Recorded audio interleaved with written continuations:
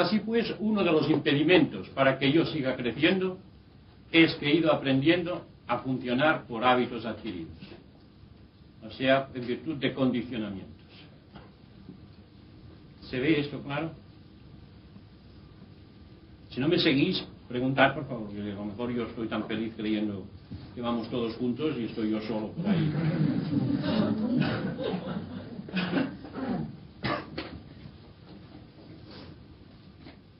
Y hay otro factor básico que impide que yo siga creciendo. Uno es ese que he dicho, adquirir hábitos, entonces funcionar en virtud de esos hábitos condicionados. Son condicionamientos. Este otro factor es que el exterior me está imponiendo desde el principio un modelo de comportamiento. El exterior me dice cómo he de ser y cómo no he de ser. Y este cómo ser va más allá de lo que en principio parece. Porque me dice lo que es correcto que yo piense, lo que es correcto que yo sienta. O sea que no solamente es un comportamiento externo, sino que es un modelo interno. Y no solamente me impone este modelo, sino que me juzga y me condena de acuerdo con mi cumplimiento a este modelo. O sea, en la medida que yo no cumplo el modelo, el exterior me critica, me riñe, me desaprueba o me rechaza. Y como el niño pequeño necesita el apoyo del exterior, porque se nutre de su ambiente, entonces el niño pequeño no tiene opción, necesita de algún modo aceptar el modelo. Entonces, en la medida que yo acepto el modelo para recibir aceptación y valoración, yo me impido ser espontáneo. Lo exterior pasa a ser la norma, pasa a ser mi Dios. No la sinceridad, no la espontaneidad, no la libertad interior, no lo profundo, sino lo externo. Y claro, en la medida que para mí pasa a ser más importante ser de acuerdo con un modelo, que no ser profundamente más y más yo mismo, en esa misma medida yo me he de prohibir crecer.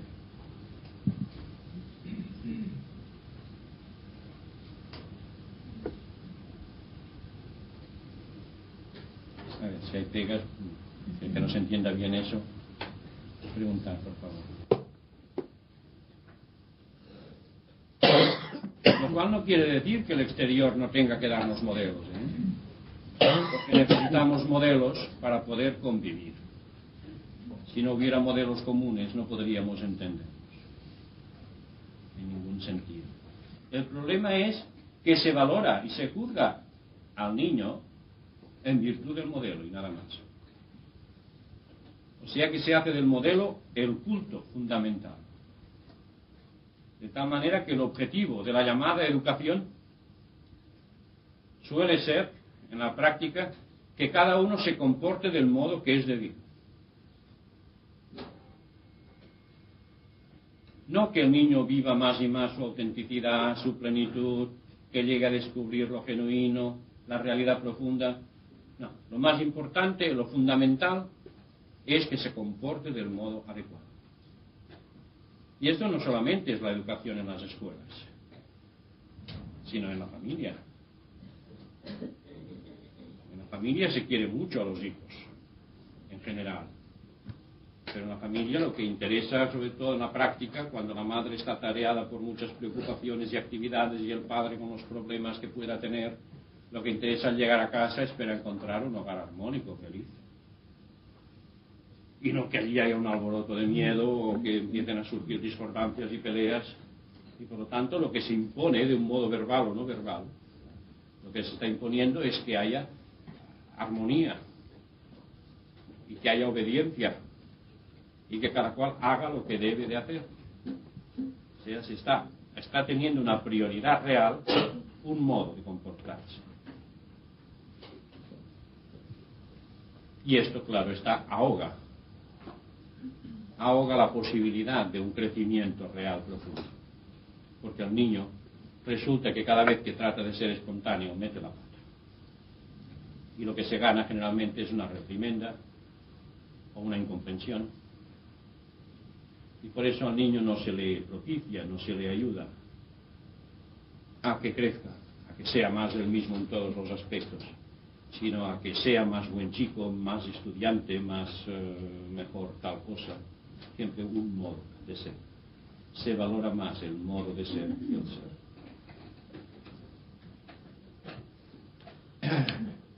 Entonces estos dos factores, el modelo impuesto, y por lo tanto el culto al modelo, y los hábitos adquiridos o conducta condicionada, son los dos factores principales que están impidiendo que uno siga creciendo en inteligencia, en energía, en afectividad.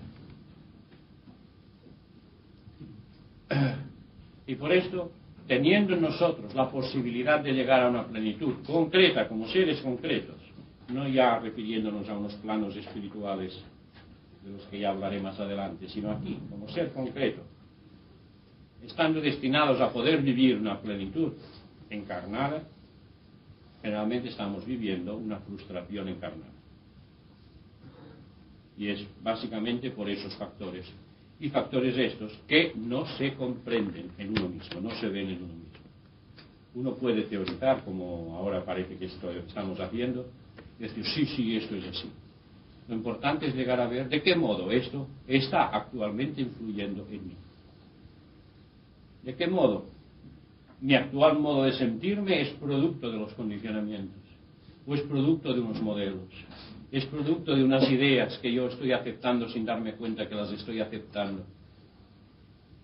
Como yo ignoro, porque no lo miro, lo que está pasando en mí, solamente me doy cuenta que estoy viviendo insatisfecho. Y entonces trato de conseguir satisfacción con los medios que yo he ido viendo en mi experiencia. Y es buscar unas personas determinadas que me sean más favorables, buscar unas circunstancias, buscar unas ideas o ideales determinados que parece que producen en mí un estímulo de esperanza, de ilusión, de amor, de satisfacción. Y así es como una carrera sin fin. Porque siempre estoy buscando que el exterior, que algo exterior me dé, bajo la amenaza de que lo exterior, otro exterior me lo quite. Y en ningún momento estoy buscando la plenitud donde realmente está. O sea que se está viviendo una alienación, una enajenación, un vivir fuera de sí, que por sí mismo impide que yo me encuentre a mí mismo. Y por eso esto se proyecta pensando en una sociedad ideal, en que todos sean muy buenos, por lo tanto que nadie me haga daño, que todos sean muy generosos, por lo tanto que nadie se meta conmigo. Y se proyecta en una serie de modelos ideales, que no son nada más que una proyección de incomprensiones e insatisfacciones actuales de dentro de uno. En lugar de solucionar el problema allí donde está, tendemos a hacer otras proyecciones y idealizamos, sea a través de sistemas ideológicos de tipo filosófico, de tipo político, de tipo religioso, del tipo que sea.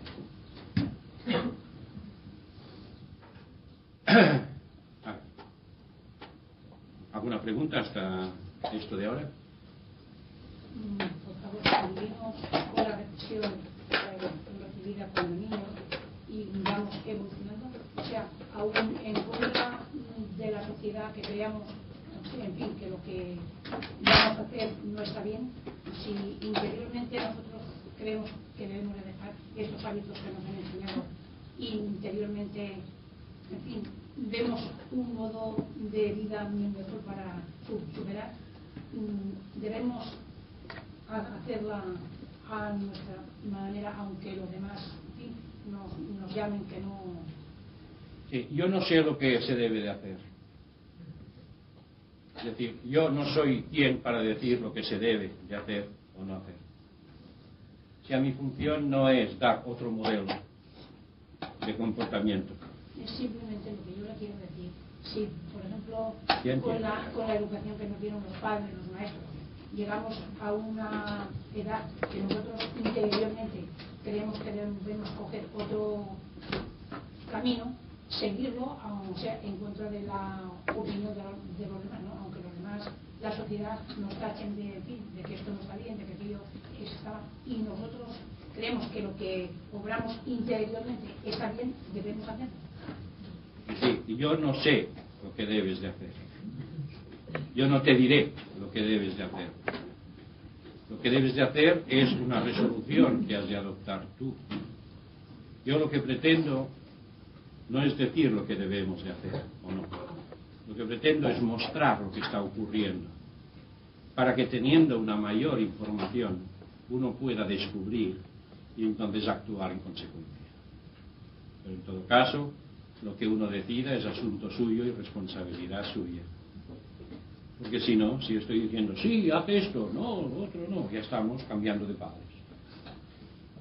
Un modelo, pasamos a otro modelo. Y con eso no hemos arreglado nada. Realizarse es llegar a ver por sí mismo, asumir la propia existencia. Y uno no puede asumir de un modo efectivo si no conoce aquello, si no lo ve claro, si no lo está comprendiendo. Entonces, lo que se trata es de adquirir información para que uno descubra dentro de sí mismo si esto que se dice como información exterior es cierto. Y entonces esta visión, esta toma de contacto inmediato con los factores que están dentro, permite hacer cosas, cambiar cosas. Pero en todo caso siempre es uno el que ha de decidir lo que hace y lo que no hace. Porque si no, esto no sería un curso de realización, sino de domesticación.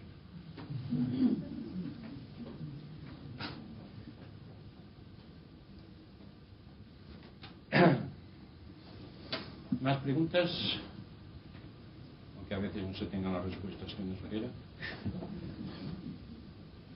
Oye, Antonio, antes cuando has hablado del modelo, ¿no?, que se le impone, bueno, que nos imponemos al niño, bueno, a nosotros, en el colegio y en casa, ¿no?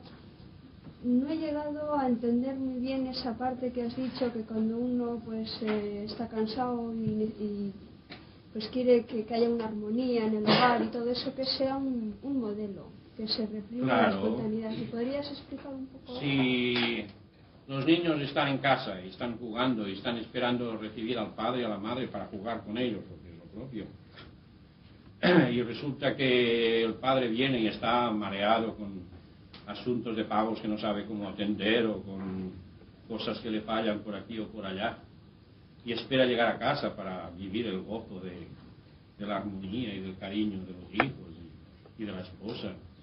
Y la esposa a su vez, que está cansada de pelear con los hijos, de pelear con el mercado y con todas las cosas, y espera al marido para al final poder descansar en él. O sea, cada uno está esperando al otro para descansar en el otro. Y claro, esta combinación es explosiva. El resultado es que allí se acaba con 4 gritos, por el que grita más, que puede ser el padre, puede ser la madre, y los demás con el rabo entre las piernas, pues a callar y a hacer de hijos sumisos y felices. Esto es un modelo. O sea, en casa yo no puedo decir lo que siento. En casa yo he de ser un niño obediente y feliz. Y en la escuela le pasará otro tanto. En la escuela tendrá que ser un niño obediente y estudioso. Estoy exagerando y hay momentos de expansión, ¿verdad? Pero en la medida en que hay esto es lo que tiende pues a irse sumando. O sea, se me valora en la medida que yo soy del modo que creen o esperan que yo sea. No se me valora a mí por mí mismo. Se me valora por mi comportamiento particular. Por lo tanto, este comportamiento como modelo es el que vale para los demás. Claro, llega un momento que yo llego a hacer un culto de este modelo. Yo soy bueno en la medida que soy así. Soy valioso en la medida que soy así. Se me quiere y se me acepta en la medida que soy así. No soy valioso por mí mismo como ser, por lo que intrínsecamente soy, sino por mi cotización exterior, por mi modo particular de ser. Y esto hace que en la mente se vaya configurando un modelo particular, que no solamente es un modelo funcional para las necesidades particulares, sino que poco a poco uno se va identificando con ese modelo. Y luego vive de mayor con el modelo opuesto. Esto esta tarde lo iremos viendo.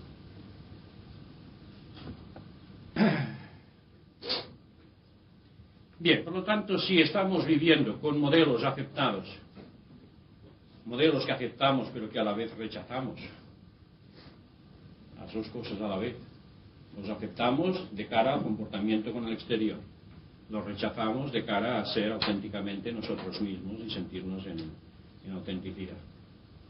Por tanto, son siempre modelos que crean una dualidad, una ambivalencia. Y por otro lado, me he acostumbrado a responder a las situaciones de un modo mecánico porque no he aprendido, no he podido seguir aprendiendo el responder con autenticidad. Me sale más a cuenta responder con respuestas aprendidas. Buenas o malas, pero aprendidas.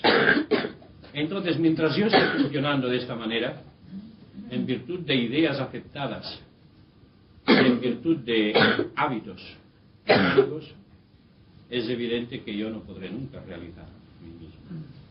No podré nunca llegar a ser yo mismo. No es adquiriendo más hábitos o distintos hábitos o aprendiendo a cambiar de modelo. Es evidente que todo esto es lo que se contrapone más radicalmente al descubrimiento de uno mismo en profundidad. Todo esto puede ser hasta cierto punto necesario o útil, el aceptar modelos de cara al comportamiento exterior. Pero el problema es que yo no vivo esos modelos de cara al comportamiento exterior, sino que me los creo. Entonces los vivo en relación al vivirme a mí mismo. En una palabra, estoy identificado con unos modelos. Yo me confundo con el modelo. Lo veremos con mayor detalle esta tarde y mañana. Entonces, mientras esté funcionando esto, pues yo tengo el paso totalmente cerrado al descubrimiento de mi plenitud interior, de mi autenticidad. Entonces, ¿qué se impone hacer? Lo primero de todo, lo primerísimo y lo último de todo, es que yo aprenda a darme cuenta de lo que está pasando. Porque mientras yo esté funcionando sin darme cuenta de todo esto, haga lo que haga, será un ir a la deriva. Seguir un modelo, seguir un ideal, una ideología, u otra, siempre pendiente de algo externo a mí. Algo que me alejará de mí, aunque prometa lo que prometa. Lo primero de todo es pues que yo aprenda a abrir los ojos y aprenda a descubrir por mí mismo qué es lo que está pasando en mí. Eso quiere decir que es necesario que se despierte en mí un gran interés para descubrir lo que está pasando, para ver en cada momento qué está ocurriendo. No para juzgarme, no es un examen moral de conciencia, sino simplemente es una observación de cara a un descubrimiento técnico, diríamos, un descubrimiento de unos modos de funcionar. Por lo tanto, es con esa actitud de descubrimiento, diríamos, científico, en cierta forma impersonal, que uno ha de aprender a estar alerta, interesado en observar lo que está pasando en uno constantemente. Pero observar lo que está pasando en uno constantemente no quiere decir que yo esté pensando en mí. Porque cuando yo pienso en mí, lo que hago es añadir más líos a los que ya tengo. Observar es observar, no es pensar.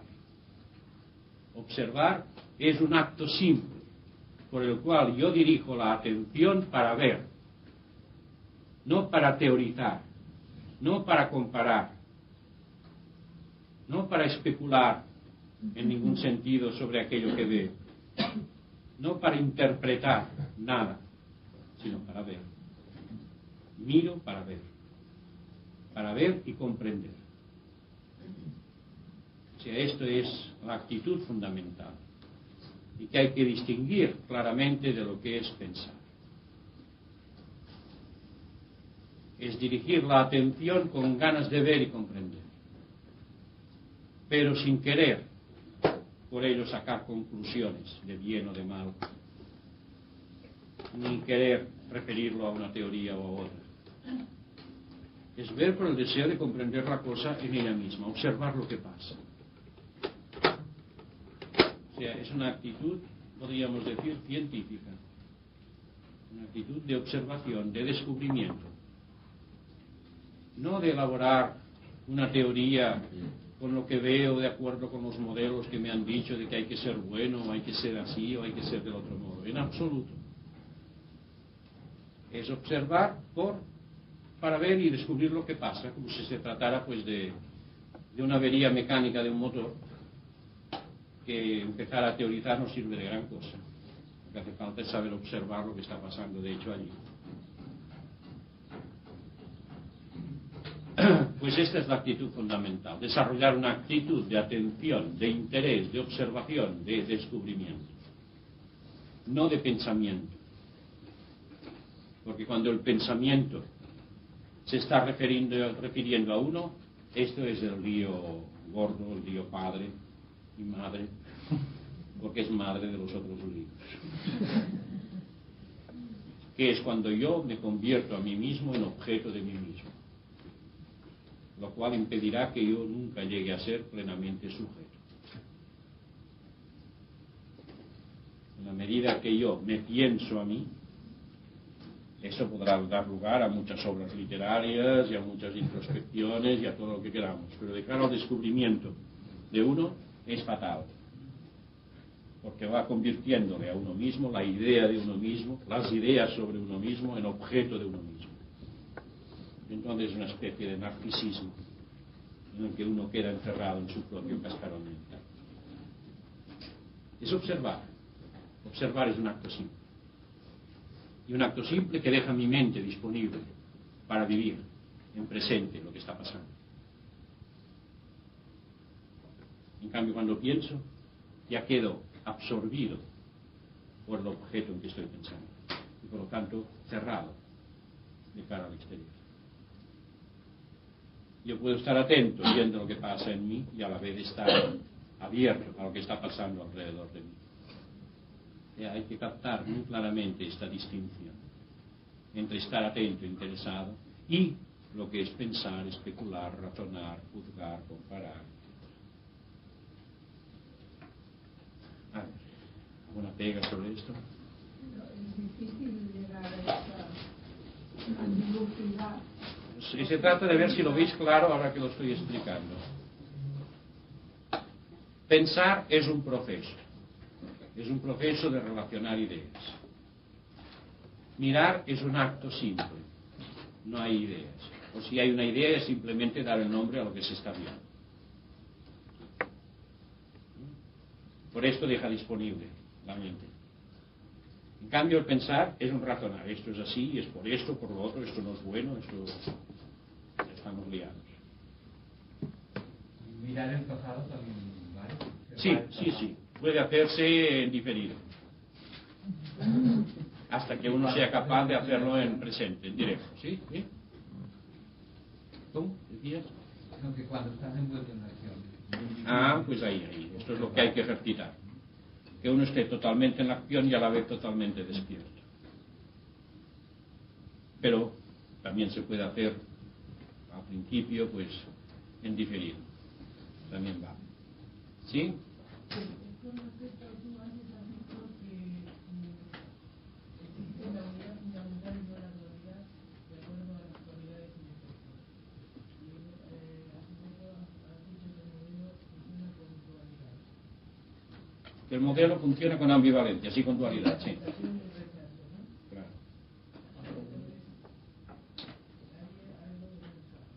Sí, es que una cosa es la visión de lo que es correcto, otra cosa es cómo funcionamos. Estamos funcionando con dualidad. Existe como modo de funcionar, pero existe en virtud de una visión errónea y de un vivirse a sí mismo parcialmente. En cada momento, el exterior que nos impacta y nuestra respuesta debiera constituir una unidad. Pero ya lo veremos, yo detengo el exterior y lo cristalizo en un modelo. Y entonces este modelo es una constante, ya no hay allí movimiento. Ya se convierte en un elemento de la dualidad. Y entonces estoy yo en relación con el modelo. O está lo exterior en relación con el modelo.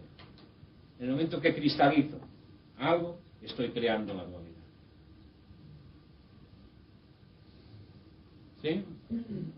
Observar, mirar simplemente, es decir, potencial de inteligencia. Se actualiza directamente la inteligencia. Es el modo más eficaz de actualizar la inteligencia. El mirar con ganas de comprender, con interés.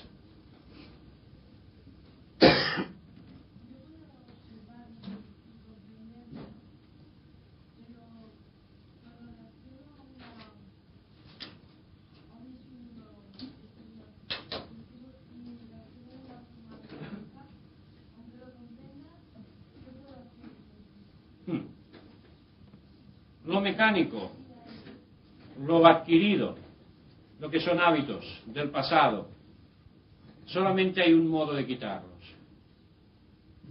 Toda la fuerza del hábito está en su carácter inconsciente, o sea que funcionan al margen de nuestra conciencia actual. Entonces, el único modo real para erradicarlos de raíz es que yo permita ser consciente de eso que está funcionando hasta ahora inconscientemente. En el momento que lo inconsciente se integra con el sector consciente, todo lo que yo haga conscientemente afectará este sector que era inconsciente. O sea, en el momento que permito que algo inconsciente que funcionaba automáticamente, independientemente, yo lo mire, pase a ser consciente, se forma una conexión, una interacción entre el sector consciente y el inconsciente. Y entonces esto ya deja de ser un circuito cerrado, un sistema cerrado. Pasa a ser un sistema abierto. Y porque es un sistema abierto, mi comprensión irá afectando a este circuito. Dicho de otra manera, desde otro ángulo. Cuando yo estoy mirando algo que funciona de una manera condicionada, y lo estoy mirando, esa parte que mira no está condicionada. Y por el hecho de que esta parte que mira está libre de todo condicionamiento, afecta al condicionamiento descondicionado. Es lo mismo que he dicho antes, pero con otras palabras. O sea que el modo de solucionar lo inconsciente es hacerlo primero consciente. Solo aquello de lo que llegamos a ser plenamente conscientes podemos trascender. O sea, el soltar algo pasa primero por una plena conciencia de ese algo. Todo lo que mantenemos inconscientes nos ata, nos condiciona, nos conduce, nos domina. Yo solamente puedo ser dueño de algo cuando soy plenamente consciente de ese algo, porque entonces algo en mí lo incluye y a la vez está más allá de este algo. Por eso, todo el trabajo de realización será un trabajo de despertar mi capacidad de ser consciente, de no jugar al escondite conmigo mismo, como nos hemos pasado toda la vida, de mirar las cosas cara a cara, de enfrentar la verdad, por desagradable que a veces pueda ser. Porque solo cuando yo puedo aceptar conscientemente lo que está metido dentro, entonces conscientemente puedo soltar. Es el único camino para soltar. O sea que el desprendimiento y el trascender algo pasa siempre por la plena concienciación de ese algo. Si no, ese algo me estará persiguiendo desde el inconsciente y estará afectando mi modo de funcionar aquí. Y cuando luego hablemos de etapas más superiores en las que se trata de soltar unas zonas de conciencia para ir a descubrir otras, entonces todo esto será un lastre que estará impidiendo que yo esté disponible para despertarme a otros niveles superiores de conciencia. Es que no he entendido bien lo que quiero observar. Cuando dices observar, es realmente querer estar, o sea, querer ver lo que sientes en cada momento. Y bueno, entonces eso, preguntarse el por qué. Hay que preguntarse por qué, para querer ver por qué sientes eso. Pero yo creo que Uno puede preguntarse el por qué, pero es la misma actitud de observación interesada, observación con interés, la que de por sí implica ya esa actitud de descubrimiento.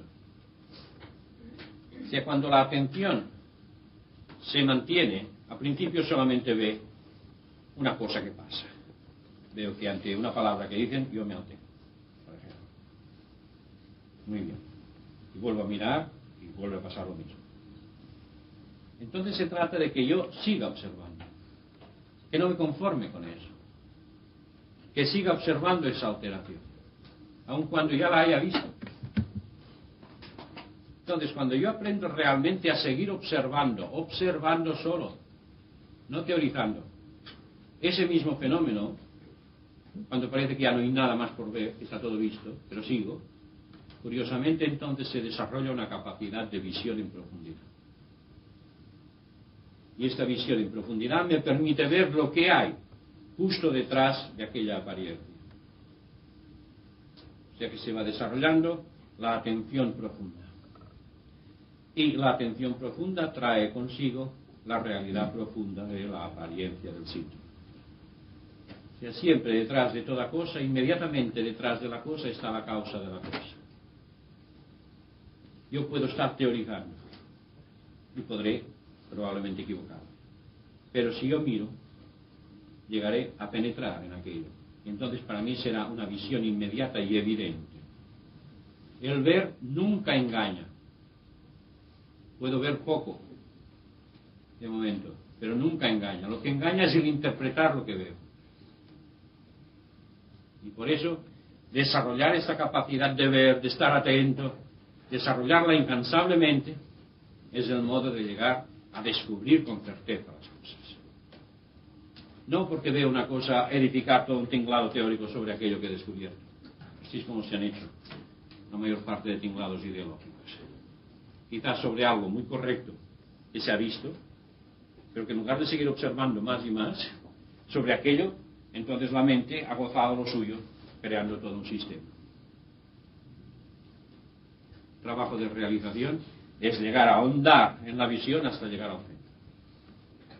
Es un horadar, algo que hemos ido metiendo encima, hasta que la misma atención, porque viene del centro, nos conduce al centro. Sí, la primera condición es el interés, pero si ese interés no existe, no está ahí, entonces vuelve otro día, porque claro, o sea, todo este trabajo tiene sentido en la medida que uno está motivado, tiene interés por hacerlo. Si no hay interés, lo cual es muy natural y muy humano, ya vendrá. Cuando los problemas aprieten, ya verás cómo surge el interés. Muchas veces el interés se va porque uno está huyendo. A veces, no siempre, ¿eh? Pero muchas veces se va el interés porque uno está huyendo de ver algo que le parece que puede ser desagradable. Otras veces no, es simplemente porque uno está metido en otros intereses y pueden más que el interés de autodescubrimiento. Pero es natural que ese interés a veces sea muy intenso en unas personas y fundamental, en otras lo sea solo episódicamente, y otros ni lo hayan oído nunca. No lo sé. Yo puedo decir lo que observo, pero al decir el por qué ya entramos en teorías, en posibilidades teóricas. Puede que su demanda de crecimiento no esté en primer plano, puede que haya unos problemas más inmediatos que están reclamando una atención urgente, puede que dependa del grado de desarrollo espiritual o madurez que la persona traiga, puede que sea un problema de evasión o de compensación, puede que sea la providencia de Dios desde otro ángulo de visión, puede que sea el karma, puede, todo puedes que quieras, pero nos quedamos como antes, ¿no?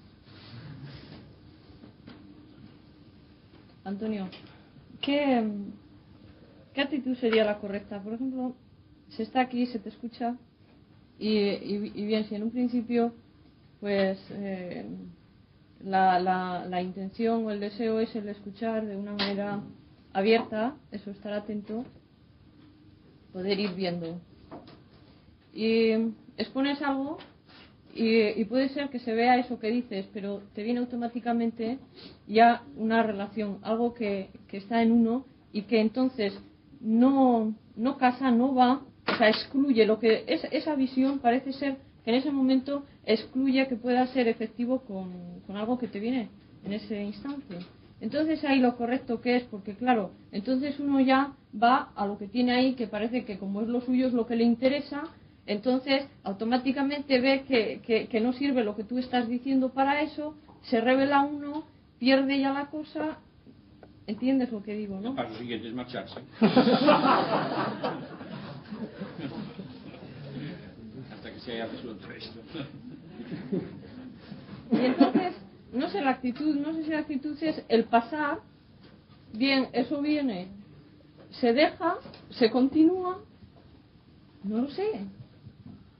Yo no sé, pero si estuviera en tu lugar, haría lo que tú. Pero si yo, sin dejar de ser yo, me ocurriera eso, pues yo trataría de entender bien por qué no casa y por qué eso me preocupa. Si estar viendo lo que está pasando, no solamente en el sentido de que no casa, sino por qué esto crea problemas. Hasta que vieras el factor que está detrás de que case y de que no case. O sea que aprovecharía la situación para descubrir lo que está pasando en aquel momento. Sin contentarme en responder mecánicamente a la reacción que esto provoca. Se descubrir. Pero eso lo haría yo, creo, si yo fuera yo. Pero como tú eres tú, pues ya no sé. Puedes hacer lo que tú puedas o lo que haré. Porque las situaciones de este tipo, cuando se observan, casi inmediatamente se aflojan. Se aflojan, ¿qué quieres decir? Que uno Como, no se preocupa por como ellas. casi se disuelven, no dejan de preocuparte en algún aspecto. Bueno, si ocurre eso, pues ya está, ya se fue el problema, pero el problema es que ella ya ves, ¿no? Ella pues además pues, se preocupa y entonces protesta y entonces pues, en fin, con una pancarta así, esto, depende de las personas, por eso es, y depende de las cosas, supongo que te pasará en unas cosas más que otras. Es muy difícil dar una respuesta. Para mí es observar lo que pasa, sacar la lección de la propia observación. O sea, es que por una parte pienso que entonces no veo lo que tú tratas, pues que aunque por una parte creo que lo veo, que parece que es una evidencia que eso es así, por otra parte después me viene la duda y digo, bueno, pues será que es que no veo lo que él está diciendo. Es difícil que veas cuando una parte de tu mente se va a otro lado. No, en ese caso ya sé que eso desaparece, pero vamos, eso, la reflexión viene con posterioridad, pues no, pues lo que pensé que sí, pues parece ser que Pues sí, entonces ¿no? cuando viene la pregunta, ¿verdad? El diálogo es cuando uno pues no ve claro una cosa. Ahora no tiene que ver de qué manera se produce en uno la reacción automática. Si lo que se dice va de acuerdo con las ideas que uno tiene, amén. Uno dice amén. Pero si lo que uno dice parece que se opone a las ideas que uno tiene, esa actitud automática al rechazo.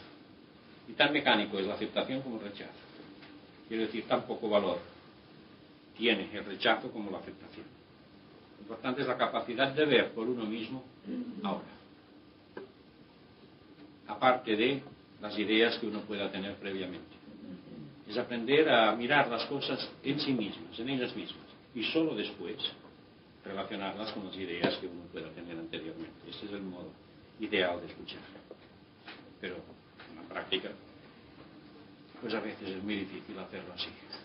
Igual escucha como puede. Sí, había antes aquí No, ¿Alguien? pero me has contestado con lo último ¿Sí? que has dicho. Vale.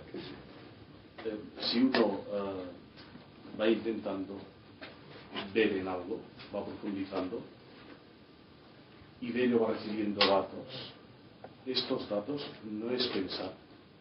No. El registrar datos no es pensar. Pensar es relacionar datos.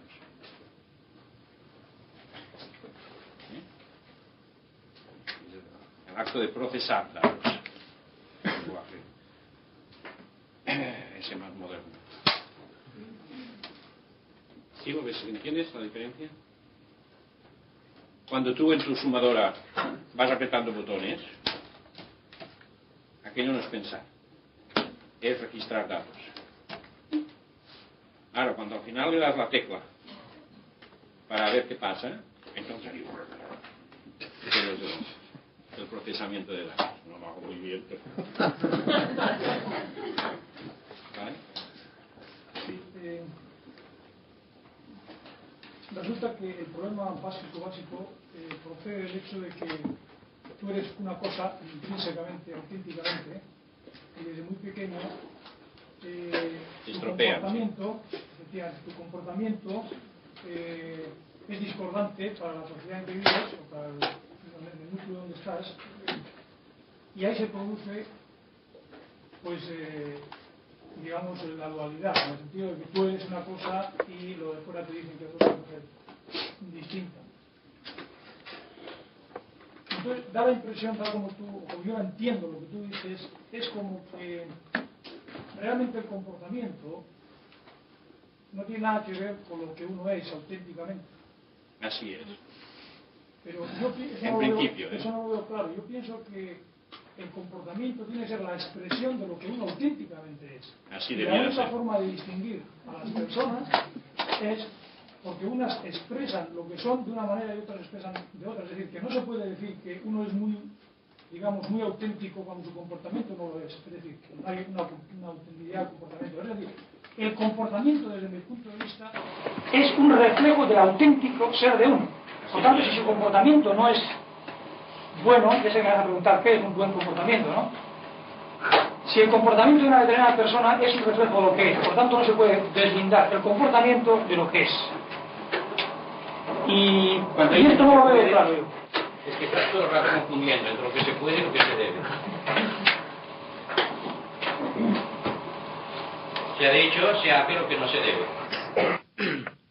Porque cuando uno es pequeño, pues aprende a funcionar como puede. Lo malo es que luego se pasa toda la vida uno funcionando igual. Y esto es lo que rompe la unidad. Todo el trabajo de nuestra desgracia, digamos, toda la base de nuestra desgracia, es que en sí todo es una unidad. Lo absoluto y lo relativo, lo superior y lo inferior, lo interior y lo exterior, la multiplicidad y el centro, todo es una unidad real. Y el gran drama del ser humano es que dentro de su propia mente, de su pequeña conciencia, divide esa unidad en una dualidad. Dualidad que a su vez trae consigo numerosas subdualidades. Y es cuando hay dualidad que hay conflicto. La dualidad es el conflicto. La unidad es la solución o la imposibilidad de todo conflicto. Y esto se manifiesta en todos los niveles. Entonces, cuando yo digo que la persona se le impone un modelo y lo acepta, en ese momento está creando en su mente una dualidad. Porque cristaliza un concepto. Y el instante que debiera ser del estímulo y la respuesta, formando una sola unidad, un solo continuo, se interrumpe.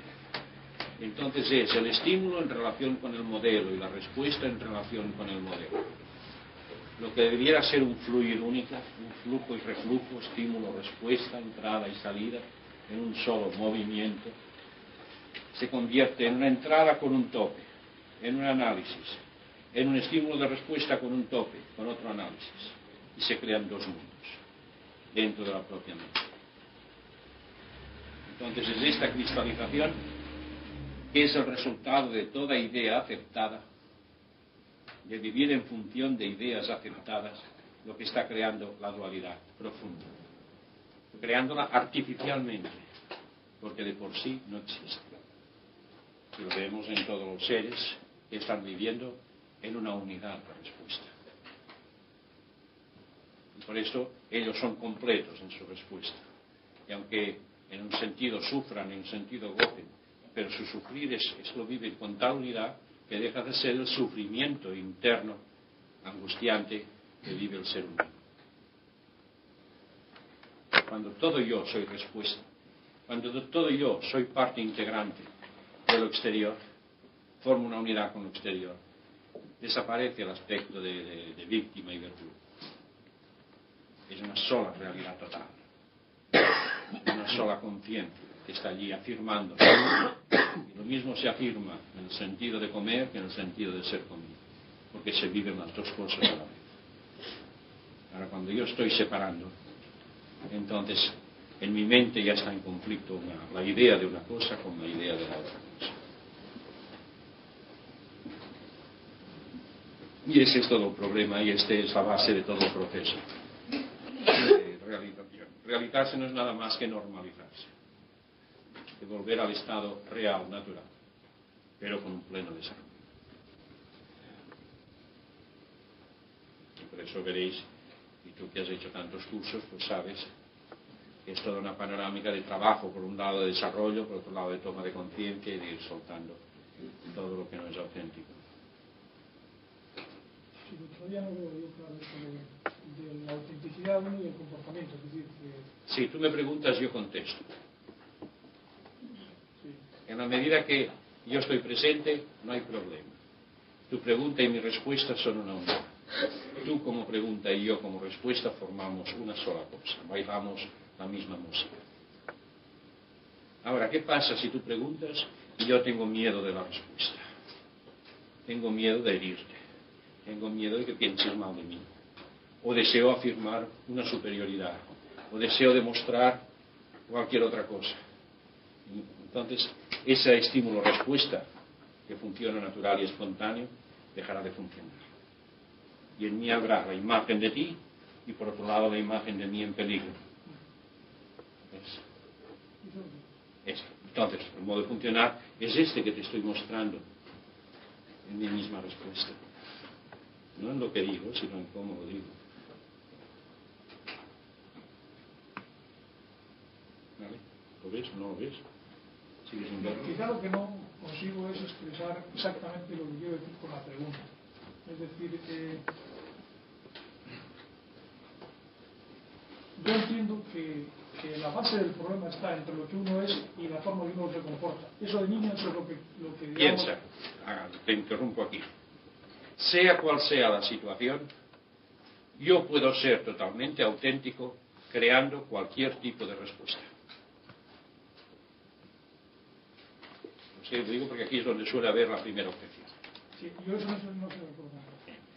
O sea, tú crees, por ejemplo, que si tú dices una cosa que a mí me ofende, yo solamente seré auténtico en la medida que manifieste mi ofensa. Y esto entonces va en contra de un modelo. Si no contesto de un modo explosivo, es que yo no soy auténtico. ¿Es eso lo que estás queriendo decir? No, tampoco no es eso. Entonces. Ponme un ejemplito, pues. Esa es la idea. Es decir, yo pienso que si todos somos energía, afectividad e inteligencia en el origen, el comportamiento debería ser acorde con eso. Por tanto, no podría haber un comportamiento discordante. Estos son los principios generales, eso que tú dices. Pero luego resulta que si tú llegas a casa y quieres descansar, porque lo necesitas para estar más despierto, y tus hijos te vienen con 18 problemas y tu mujer con 40 más, entonces ¿cuál es tu respuesta auténtica? Pues la enfadabilidad. Así es. Así es. Claro. Ahora esta respuesta auténtica puede no ser adecuada. Puede no ser adecuada. Y entonces tú sacrificas una parte de esto que tú vives como auténtico para otro aspecto de tu autenticidad, que es buscar a la vez el bien de los otros. es un sistema complejo. Lo que parecía que tenía que ser una respuesta única, unívoca, entonces adquiere un carácter más automatizado y puede ser cualquier respuesta. Es el problema del actor. El actor siempre está obligado a hacer algo que no es. Por principio. Ahora, el actor nunca sí puede ser auténtico. Pues no, el actor puede ser auténtico sea cual sea el papel que le toque hacer. La autenticidad no consiste en lo que se dice, sino en estar totalmente uno presente. Es ser sinceramente uno mismo en relación con la situación particular que ha de vivir. Puede ser, si tú tienes un hijo muy pequeño y cada 2 horas empieza a berrear y te impide dormir, y además tu mujer no se encuentra bien y tú has de ir y enchufarle el biberón, y todo eso, pues llegará un momento que cada vez que oigas berrear a tu hijo, pues pondrás, pero por otro lado tú dirás, no, soy un buen padre. Y pues, oh, qué bien, mi hijo, como llora. O sea, son varios sistemas. Oye, yo no sé por qué, Antonio, pero es que esto que lo veo no lo acabo de ver. O sea, veo que es así, pero hay algo que como que no fuera completo. ¿Qué es eso que no es completo? Pues esto mismo que volvemos a tocar otra vez del comportamiento. Que puede ser auténtico haciendo una cosa que parece que no es lo auténtico. Sí, es que, claro, tú antes me has dicho, es que no sé, hay algo que siento que me toca, pero no sé, no acabo de estar conforme. Mira, tú puedes tener mucha sed,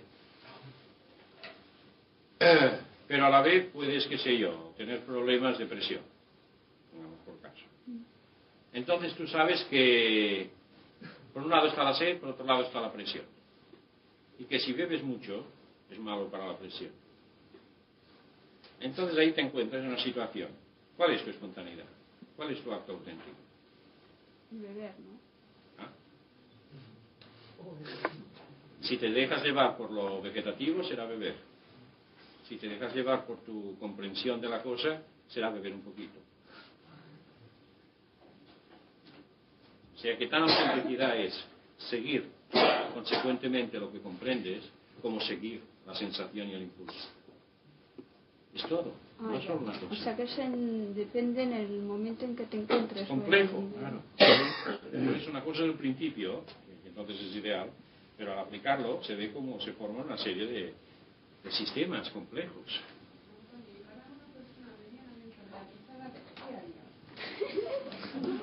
Para una persona medianamente realizada, ¿qué más? ¿Qué hacer con eso de la sed?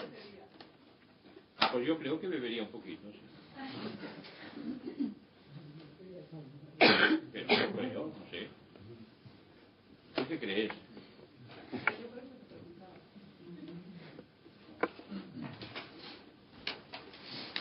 ¿Sí?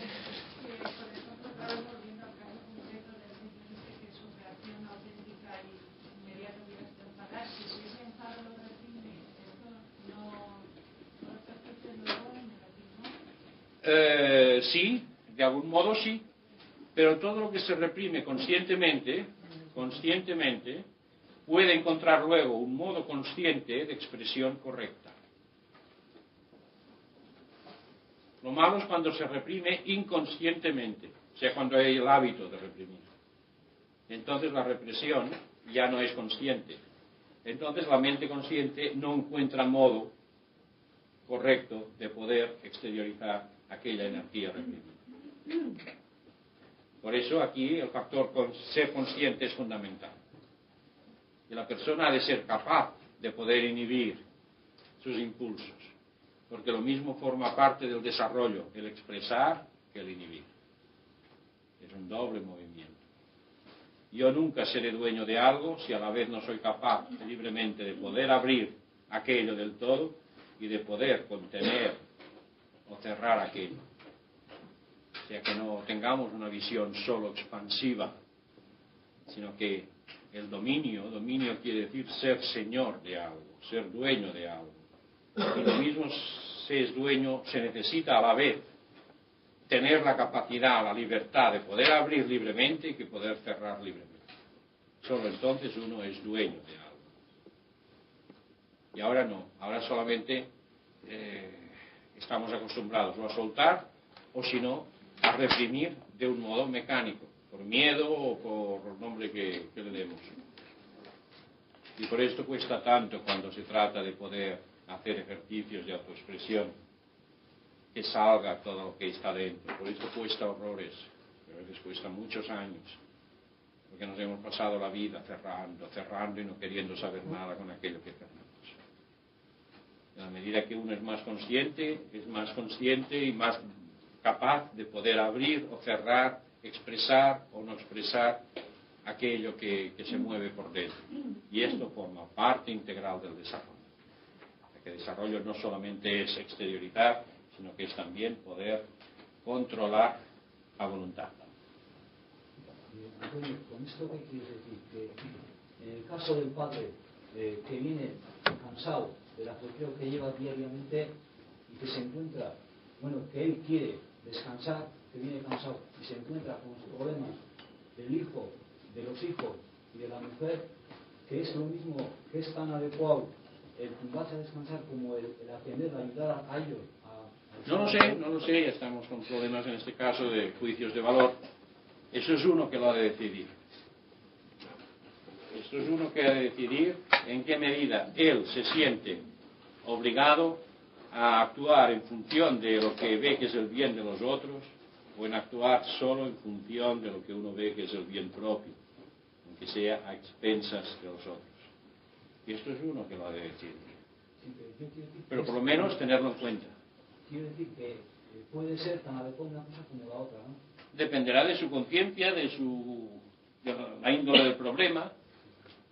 O sea, no se pueden crear a priori modelos de comportamiento, no es correcto, no es cierto. Quizá lo que en una etapa parece lo único que tiene sentido, en otra fase será otra cosa. Reprimir, me parece que la decisión esa puede seguir siendo una expresión de lo que está viviendo cada uno, ¿no? Así es. Es una resultante de presiones exteriores y presiones interiores y del discernimiento que esté funcionando allí. Cuando no hay discernimiento, la resultante será mecánica. En la medida que haya discernimiento, la respuesta será más feliz, diríamos, más eficaz.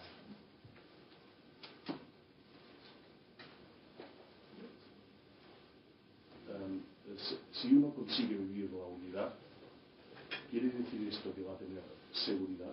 La seguridad, es que pienso que la seguridad casi es imposible. Sí, es que depende de lo que uno entienda por seguridad.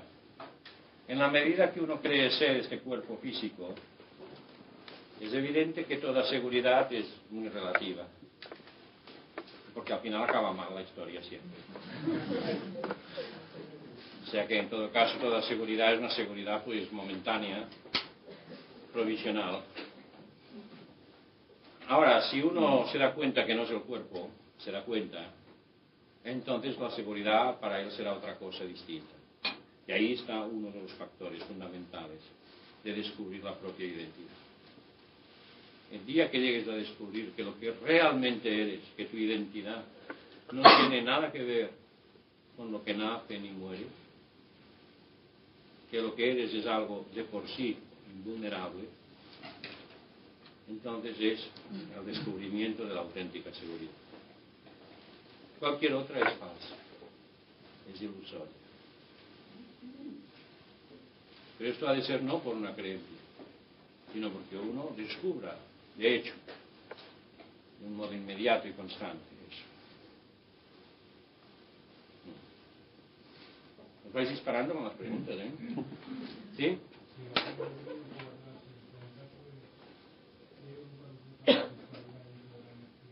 La sexualidad. Pues la sexualidad pues, es un factor biológico muy importante de energía, uno de los más importantes, junto con el sentido de pervivencia, parecen ser los fundamentales y gracias a esto la humanidad pues sobrevive. Entonces también con la sexualidad hay todos los problemas mismos que hay con la energía combativa, ¿verdad? Que se puede utilizar muy bien y se puede utilizar muy mal, que puede ser base de un aspecto gozoso, maravilloso de la vida, o puede ser base de grandes conflictos y angustias en la vida. Lo mismo que la combatividad. Lo mismo. Y muchas veces además se mezclan. Y entonces da lugar a una serie de aberraciones y complicaciones.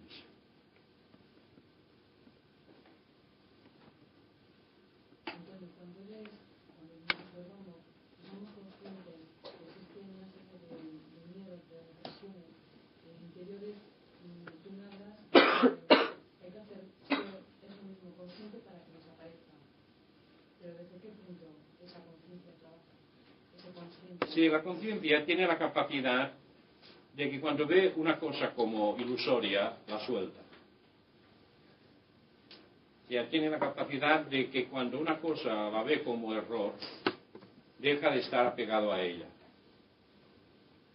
Y este es el gran principio. Los miedos suelen ser, todos ellos, un apego, una adhesión a creencias de peligro que en su día fueron o parecieron ser, y que perviven ahora dentro de mí porque yo las enterré, no quise saber nada.